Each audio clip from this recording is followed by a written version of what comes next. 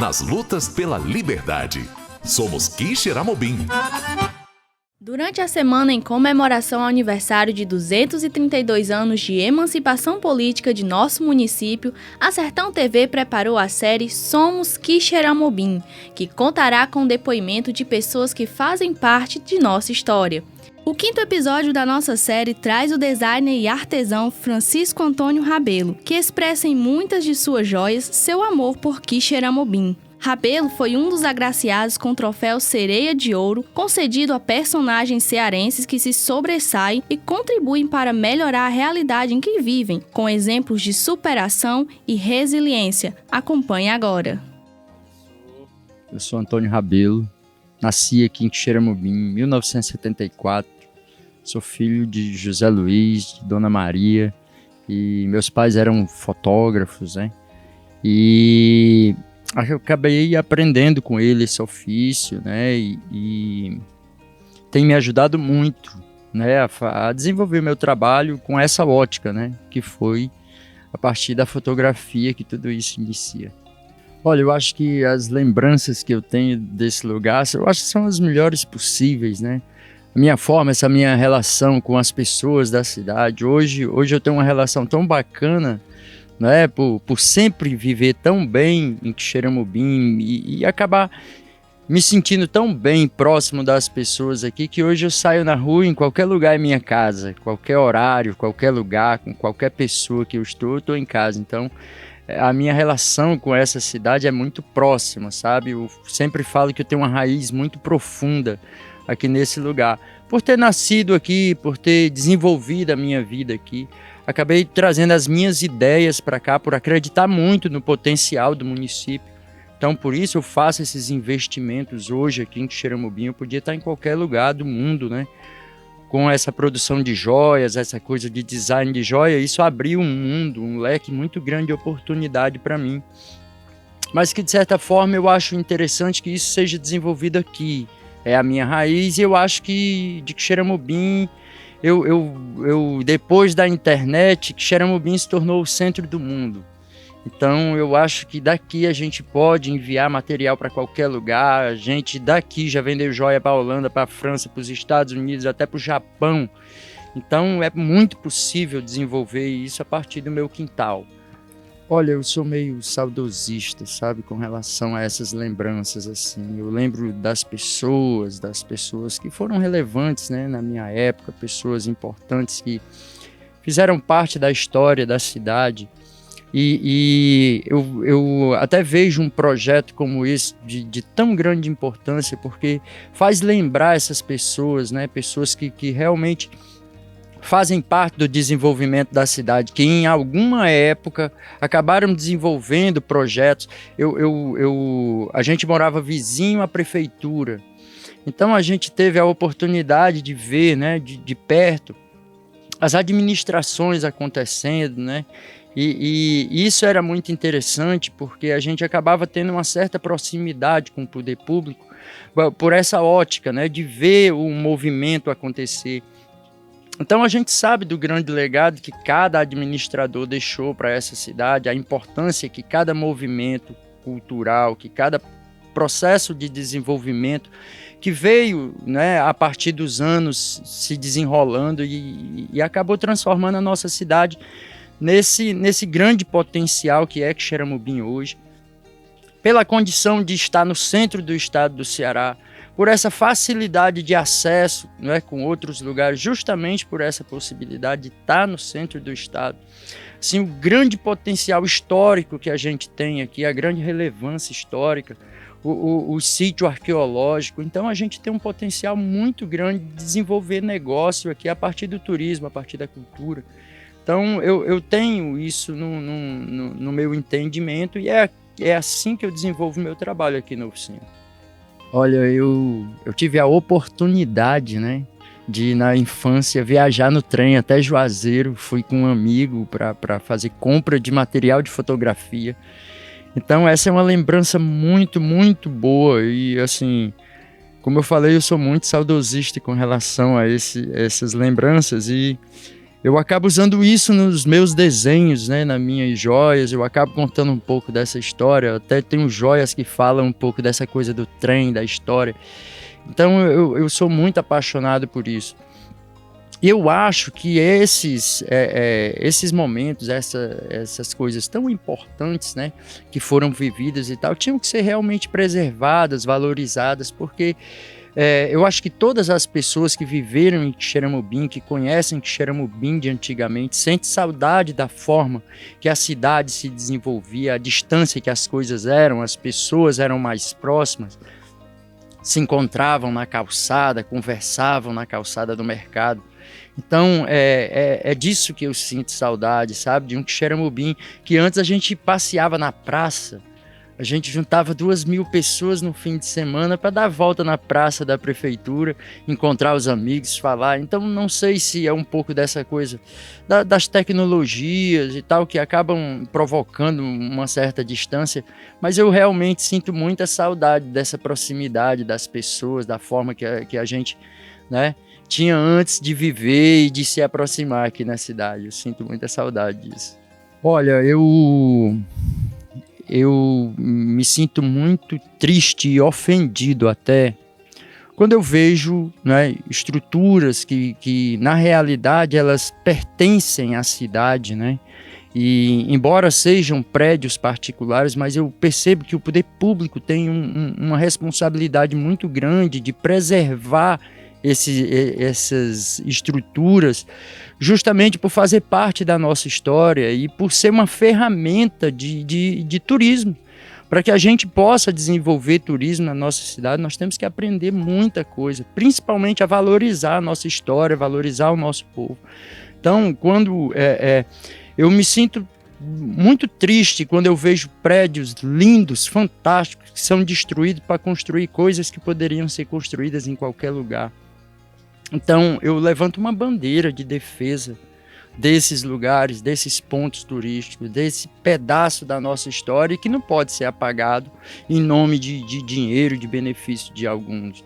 Então, eu sinto muita saudade de Xeramobim de antes, dos prédios antigos que já foram destruídos, né? Que um dia eu encontro o Fausto na rua e ele vinha fotografando e eu falei, Fausto, tudo bem? Ele olhou para mim e disse, cara, tô acabando de sofrer aqui, de tanto ver as coisas se diluir, a nossa cidade, né, acaba perdendo tantas coisas interessantes e que fariam, né, teriam um papel muito importante para o desenvolvimento do turismo na nossa cidade. Então, esse espaço ele foi criado na ideia, né, de desenvolver turismo em Xeramobim a partir do meu quintal. Então, esse é um desafio muito grande para mim, porque eu de tanto ver o poder público não ter muita atenção, né, com essa condição de turismo, eu resolvi que eu iria, né, criar um espaço onde fosse possível desenvolver, trazer pessoas à nossa cidade e a partir daqui expor essas ideias aos empresários, às pessoas que se interessam, porque eu vejo o turismo como uma ferramenta muito interessante de desenvolvimento, né, financeiro e pessoal e assim, eu acho que a nossa cidade tem um potencial muito grande de desenvolver turismo e cultura de uma forma correta que possa realmente trazer resultado, né, para a cidade como um todo. Olha, a ideia da mina é provocar essa coisa da visitação, trazer as pessoas a Xeramobim.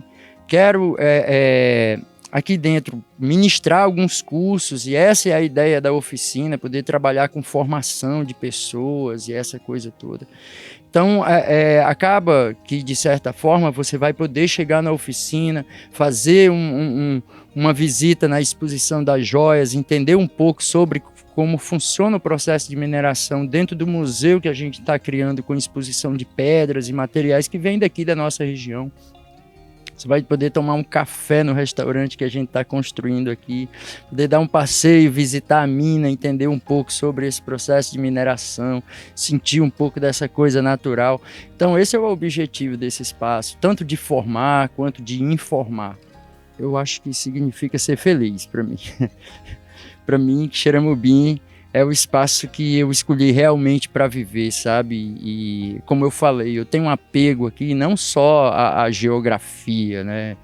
Eu tenho um apego aqui às pessoas, à forma das pessoas se relacionar e a forma com que eu me relaciono com essas pessoas da cidade. Então esse é o meu amor por Xeramobim, ele está justamente nessa condição, né? De sentir esse espaço como meu, né? O meu trabalho é todo desenvolvido aqui, a inspiração do meu trabalho é retirada daqui, a matéria-prima do meu trabalho é retirada daqui. Então eu sou muito feliz de fazer isso, de poder viver tudo isso aqui. Eu sou muito satisfeito com isso. Eu acho que histórias a gente tem muitas aqui, mas tem uma coisa que eu tenho de lembrança de infância que eu acho espetacular, que todo ano a gente ficava esperando a barragem sangrar, né? Que era a festa do ano, era ver a barragem sangrar. Então isso acontecia, assim, todo ano a gente via a barragem sangrando, a gente tinha essa relação com o rio muito próxima. Então isso era muito legal e a gente ia para a barragem, né, para tentar descer no capim que descia na boca da barragem, a gente subia nos montes de capim e vinha descendo no rio. E uma coisa engraçada que menino é bicho teimoso, né? E eu juntava os amigos e sempre a minha casa foi lotada de amigos, né? E aí a turma inventou de ir tomar banho na barragem. A gente tava num dia desses fantástico de chuva, tal, aí vamos tomar banho na barragem. Aí a mãe já cortou logo a ideia assim do início. Olha, não vai barragem, não sei o que, não tem isso. Aí a gente, né, menino malandro, aí chega pro outro e diz assim, ó, vamos andar de skate então. Tá certo, todo mundo vai buscar os skates, vem pra cá e tal, aí me chama, a gente vai, tá certo. Aí veio a turma inteira, tudo de skate e tal, vamos andar de skate, tá certo. Aí quando a gente saiu, dobrou na rua, subiu direto pra barragem. Terceiro passo que eu dei na barragem, levei uma queda, bati a cabeça, cortei aqui o supercílio, 6 pontos. Fui chegar em casa com aquele negócio branco pendurado na testa, assim. E o engraçado de tudo isso é que mãe, ela adivinha as coisas, sabe? É muito engraçado como isso funciona. E ela lá da porta da casa, a gente dobrou na calçada e ela já olhou e disse, eu não disse que não fosse? Então isso é uma coisa fantástica. E essa é uma das lembranças que eu tenho de Xeramobim, de poder ter vivido aqui, sabe? De experimentar Xeramobim, me aproximar das pessoas, estudar a escola pública, ter essa facilidade de encontrar as pessoas e me sentir em casa em qualquer lugar. É assim que eu me sinto aqui em Xeramobim, minha casa. Educação. Xeramobim sempre foi um lugar muito interessante para a prática de educação. A gente via o amor que as professoras faziam isso nas escolas. Eu estudei em várias escolas de Xeramobim. Tenho boas lembranças de todas as professoras que por quem eu tive a oportunidade de estudar, de aprender alguma coisa. Então, a minha base, a minha formação pessoal, ela foi feita dessa forma, nas escolas aqui do município, vivendo com as pessoas. Estudei na Maravilha, muitos amigos eu consegui na Maravilha. Então, isso foi muito legal poder, né, ver esse processo educacional. Só que tinha uma grande dificuldade, né? Quando chegava um certo tempo, você terminou aquela formação básica, e você não tinha oportunidade de ir para outros centros e estudar. Isso ficava uma coisa muito distante, né, para essa condição da educação.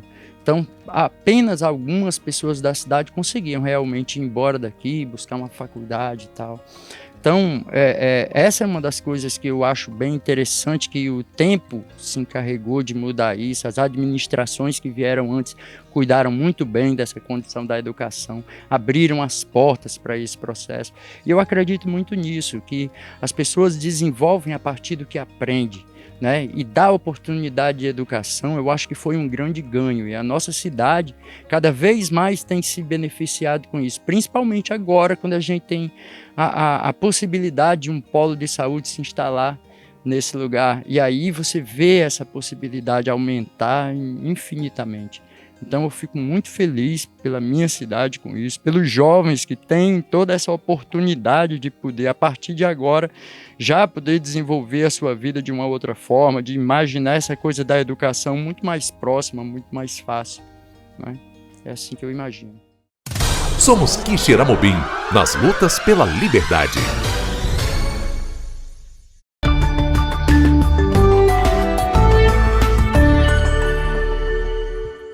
Sertão TV, a nossa TV, sempre perto de você. Olá amigos, eu sou Sergênio Cruz e estou aqui no canal 180 da BrisaNet, a TV que está com uma programação diferenciada e imperdível. Se ligue você também na Sertão TV. Sertão TV, feita para você.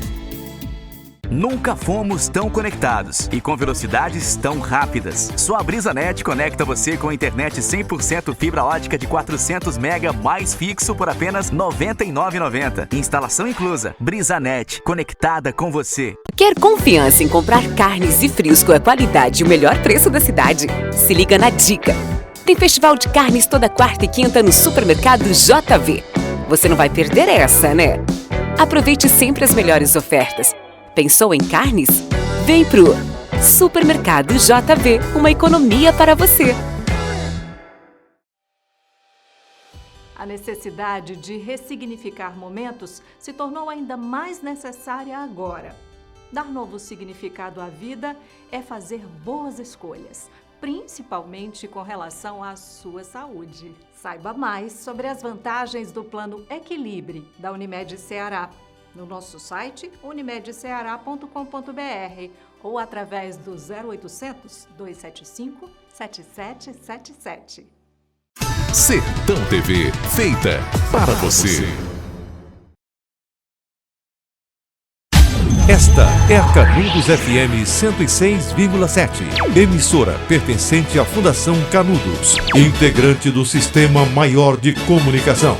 Canudos FM. Aqui fica. Lojas Eletromóveis em Quixeramobim, Senador Pompeu. O barato é só aqui. O governo do Ceará promove ações sociais para ajudar quem mais precisa. Tem o pagamento das contas de luz e de água, Vale Gás, ampliação do cartão Mais Infância e auxílio catador. Tem kits de alimentação, aquisição de tablets e chips de internet para alunos da rede estadual. Tem auxílio financeiro, parcelamento do ICMS, isenção do pagamento dos equipamentos do Estado, do IPVA e das contas de água e luz dos estabelecimentos dos setores de eventos e alimentação fora do lar. Tem editais para eventos virtuais e projetos culturais com a Lei Aldir Blanc. Tem auxílio cesta básica para profissionais do transporte, ambulantes, feirantes, despachantes e guias de turismo, além de apoio ao transporte público. E para os microempreendedores tem o Ceará Cred. Já são mais de 3 milhões de cearenses beneficiados com ações do governo. Promover justiça social também salva vidas, dentro e fora dos hospitais. Governo do Ceará. Nossa prioridade é salvar vidas e ajudar quem mais precisa. A Cocalc possui a missão de garantir a fabricação de calçados e acessórios, de forma competitiva, com excelência e responsabilidade socioambiental, buscando a satisfação dos seus clientes e colaboradores. A cada dia, se consolida com o uso de práticas sustentáveis e com valores dedicados à responsabilidade social. Sua expansão e a busca de novos mercados a transformam em um grande polo industrial no meio do sertão. Essa é a Cocalc, uma empresa da gente.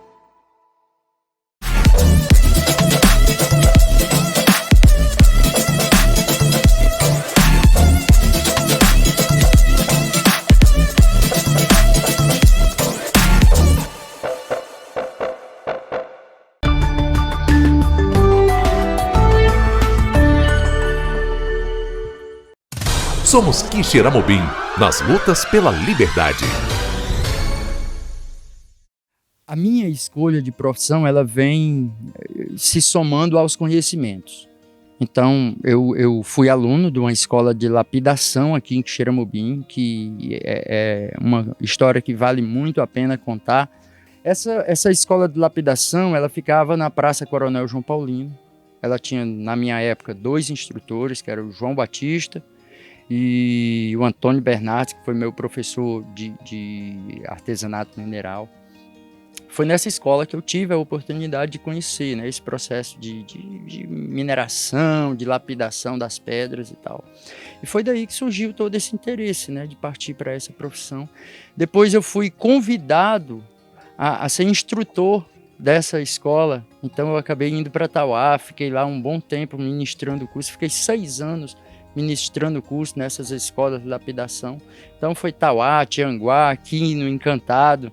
Então foi uma história bem interessante, onde eu aprendi muito, né, com relação a essa área da minha formação, que é das esculturas, dessa coisa da mineração, da geologia, eu acabei me interessando muito por esse processo, e aí foi somando, né, todos esses conhecimentos. Essa coisa da joalheria, ela veio num momento bem interessante, porque eu já tinha descoberto que era possível pintar, fazer escultura, já tinha descoberto muita coisa. Aprendi um pouco sobre mecânica, trabalhando, consertando máquina de escrever, esse tipo de coisa, que depois se soma totalmente aos meus desenhos e vem se somar completamente à produção das joias, porque eu acabo usando nas joias técnicas que eu aprendi consertando máquina de escrever, desenhando, então fazendo um monte de coisa, até para vender, né? Eu tive que aprender muita coisa para poder chegar nessa condição de fazer o que eu faço hoje. Então, todos os saberes se somam dessa forma. A ideia é o seguinte: quando surge a oportunidade de trabalhar com joias e design de joias, né, eu acabei descobrindo isso dentro de um curso que a gente fez. Era um curso de design de lapidação. A gente ia produzir lapidação, né, para mandar para outros centros e fazer essa produção de joias lá. Só que aí eu resolvi fazer tudo isso dentro da minha oficina. Então eu acabei, né, tendo essa ideia de desenvolver a minha própria lógica, desenvolver meu próprio desenho. E isso tudo tinha que ser inspirado no meu lugar, na minha cidade, na minha região, justamente porque isso torna essa história mais verdadeira, sabe? É a minha raiz, é a minha origem. Então eu faço questão de fazer isso dessa forma. A minha joia, ela funciona como uma poesia, sabe? Quando eu desenho uma joia, eu não estou preocupado com o valor, com esse tipo de coisa. Não. Eu estou preocupado com o que ela diz, o que ela fala, o sentimento que ela carrega. Eu estou mais preocupado com isso. Eu acho que é por isso que consigo um resultado tão interessante com essa produção, sabe? Todas as joias eu tenho um carinho especial, mas é interessante que tem uma que é feita com pedra e ela tem um desenho do trilho do trem. Essa é uma que eu adoro. E eu tenho outra que é feita de uma sementinha, que é uma planta que tinha na frente da casa de meu avô. E eu ficava lá com a baladeira de manhã só para ver a sementinha voando assim. Eu acabei desenvolvendo uma joia, né, com esse desenho, e depois eu quero até mostrar ela para você lá na oficina. Então, são coisas que me aproximam muito desse espaço, sabe? Na realidade, quando eu faço uma joia, eu conto um pouco da minha história, de como funciona a minha vida aqui. Então, ali está inserido não só uma estética, mas ali está inserido uma história também, uma verdade. Eu acho que a festa do padroeiro é uma coisa que é uma das lembranças mais bacanas que eu tenho de infância de Quixeramobim, porque a gente esperava isso, né? A gente ficava o ano inteiro aguardando para ver aquelas barracas, aquela coisa, as festas, as comidas, sei o quê. Eu sempre fui, embora sendo sempre magrinho assim, mas eu sempre gostei muito de apreciar esse tipo de coisa, né? O carneiro da festa de Santo Antônio, essa coisa toda. Então, esse sentimento sempre, né, envolveu a gente. Eu acho que quase todas as pessoas de Quixeramobim, não só por essa coisa da festa, mas pela possibilidade de encontrar as pessoas, né? Era uma oportunidade de encontrar amigos, encontrar pessoas que você não via há muito tempo. Então, a festa de Santo Antônio, ela sempre teve essa lembrança, essa coisa muito boa e essa sensação de aproximação das pessoas, sabe? Então, assim, na minha casa, lotava de gente, vinha sempre pessoas, vinha, sabe, de outras cidades e tal. E isso era uma oportunidade muito bacana de ver, né, de rever essas pessoas. Então, essa sempre foi uma sensação muito boa que dava a festa de Santo Antônio. E assim, a festa, a gente sempre participou muito disso, porque, embora a gente não fosse tão religioso assim, mas a festa é como uma coisa de alegria, sabe? De realmente festejar a vida, festejar o município. Então, eu sempre vi a festa de Santo Antônio dessa forma. Eu nasci realmente em 74, né? Eu nasci, assim, depois já da enchente. Na época, minha mãe estava grávida, e ela até conta que ela estava dormindo e a água já tinha entrado dentro de casa, já estava levando tudo já. E assim, foi uma coisa meio de repente. E, na realidade, essa história ela viveu muito presente, né, na nossa vida por muito tempo. Porque sempre que chovia, sempre que a barragem, né, começava a sangrar, se falava nessa possibilidade, né? Sempre tinha o receio de que aquilo acontecesse novamente. Então essa história ela acabou viva, né, por muito tempo, de contar o que aconteceu. E eram coisas assim, meu pai me falava que eles ficaram em cima da ponte do trem e era um momento em que a água estava muito forte, ela estava já encostando na ponte, né, em cima. E aí vinha um boi assim boiando, sabe, na água, um monte de animal, tubo de feijão que vinha das fazendas, coisas descendo no rio. Então eu ficava desde criança tentando imaginar como aquilo era realmente, né, como aquilo tinha acontecido. Eu acho que aquilo foi assustador. Né? Então, esse medo existia na gente sempre, né? Como criança e tal, que sabia que o rio podia dar uma cheia novamente como aquela. E como a gente vivia dentro do rio, ficava o dia inteiro com esse susto, né? Toda hora eu estava tomando aqui, dando mergulho, mas olhando para a barragem como é que estava, né? Se realmente estava na segurança. Mas graças a Deus aquela enchente ficou para trás. Eu acho que muita coisa se construiu a partir dali, né? A vida das pessoas e tal. A gente aprendeu muita coisa com aquilo também. E uma coisa interessante que a gente tem que aprender a desenvolver as cidades pensando nessas possibilidades, sabe? Fazer um plano diretor para uma cidade como essa, onde você pode imaginar como esses rios vão correr normalmente, como esses esgotos vão ser direcionados. Então, isso é muito importante para a nossa cidade, para o desenvolvimento do nosso espaço. Eu acho que Xeramobim tem tudo para dar muito certo, sabe? Tem tudo para dar muito certo. É tanto que eu faço todos os meus investimentos aqui nesse lugar, porque eu tenho certeza do potencial que esse lugar tem. E eu tenho certeza que isso vai aflorando a cada dia, vai sendo desenvolvido aos poucos.